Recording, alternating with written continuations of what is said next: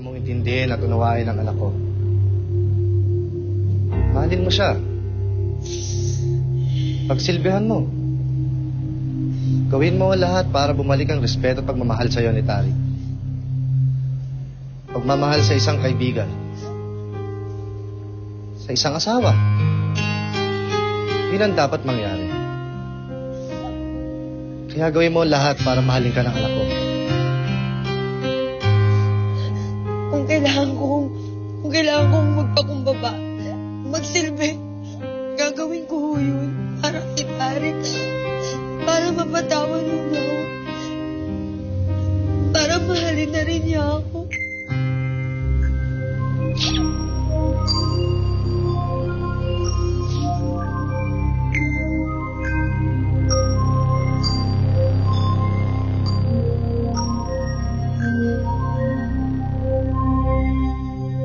Hindi ko alam kung iisang Hernan Martinez ang tinutukoy nating dalawa. Pero may kilala akong Hernan Martinez na dating karelasyon ni Vivian. And I hate that guy.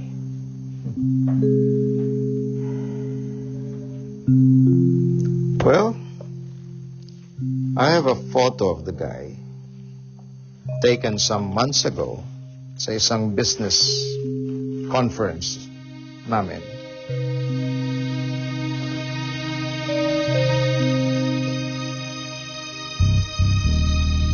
Yung nasa gitna. Siya ba? Hindi ko alam eh. Hindi ko pa siya nakikita ng personal. Well,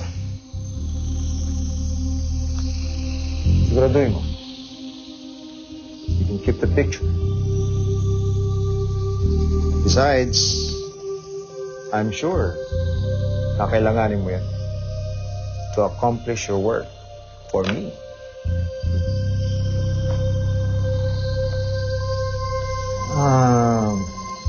Can we go now to talking about how much it will cost me?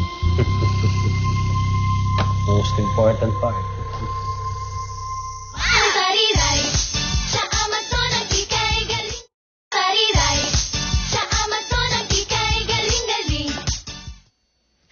Papa?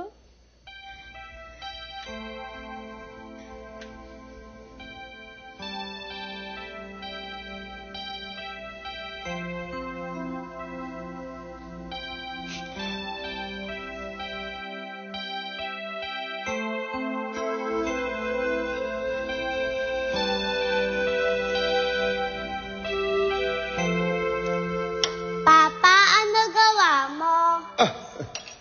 Jolan, anak. Yan ba? Ginagawa ko yung kotse natin, yung makina. Para mamaya, paglabas natin, may masasakyan tayo. Lalabas po tayo, Papa? Oo, anak. Ilalabas ka namin ni mama mo. Mamamasyal tayo sa mall. May bibiliin kaming gift ni mama mo para sa'yo. Dalaw na po ba yun? Dollhouse? Parang mahal ata yun ah. Pwede iba na lang. Ayun po gusto ko eh. Sige, dollhouse. Pero, titignan mo natin kung kasya pera ni Papa, ha? Yay! Bibili akong dalaw ni Papa, yay!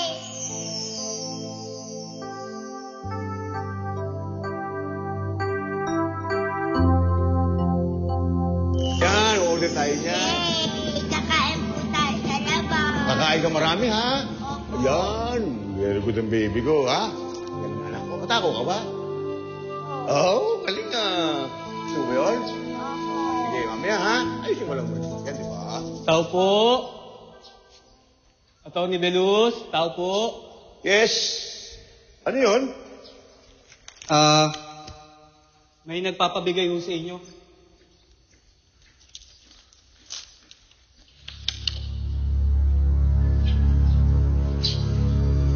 Ano ba to?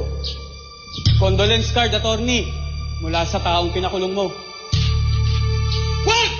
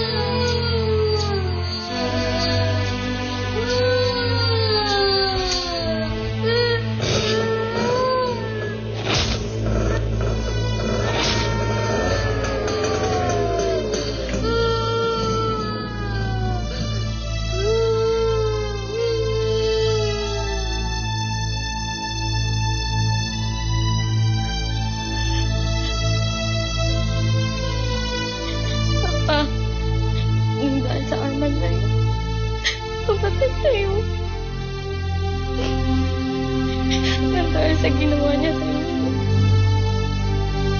Nawalang si Mama.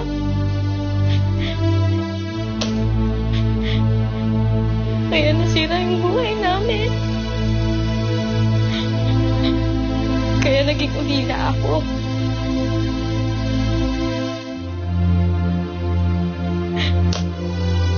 Natundun ko na siya ngayon, Papa. Nandito na ako sa bahay niya. Huwag kang mag-alala. Makakaganti na tayo sa kanya.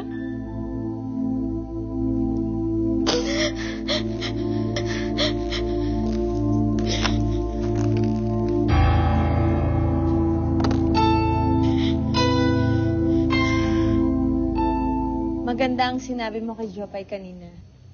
Ramdam ko na gusto mo silang magkasundo ni Tarik. Matagal na sila magkaibigan, Dilay. Nakita ko ang samahan nila. Nangihinayang ako kung mababaliwala lang lahat yon. Lalo na't parang anak ko na si Jopay. Kaya gusto ko magkaunawaan silang dalawa ni Tarik. Pero sa tingin mo ba ay magkakasundo ulit sila? Kabait ang anak ko. Mawawala rin ang galit niya. Mamahalin niya rin si Jopay. At yun ang pinagdadasal ko. Napakabait mo. Napakaswerte ko at nakilala kita. Hindi ako mabait natin. May nalaw ko na yun. Minsan nanakit na ako ng damdamin ng isang tao. Kaya nawalay sa akin ang panganay ko. Kaya, isang leksyon ito. Kaya ako. Kahit ano pang sabihin mo, alam kong sa simula pa lang ay mabait ka na. Kahit na sinabi mong iniwan mo ang una mong kasintahan. Natakot ka lang siguro. Pero mabuti ang iyong pagkatao. Salamat.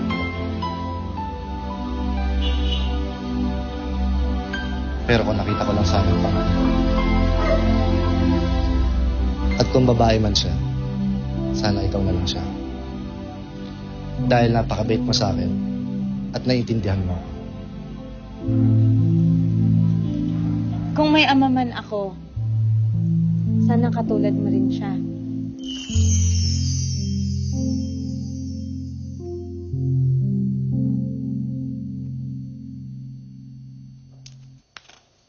Hi. Hindi ko na-expect maaga ka darating, ha? Maaga kasi natapos ang trabaho sa opisina.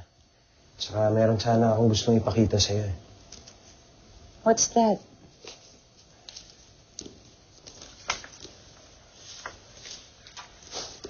Kilala mo ba ang taong yan? Yung nasa likod.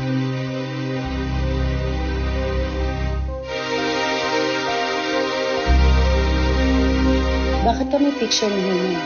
Saan mo nakuha to?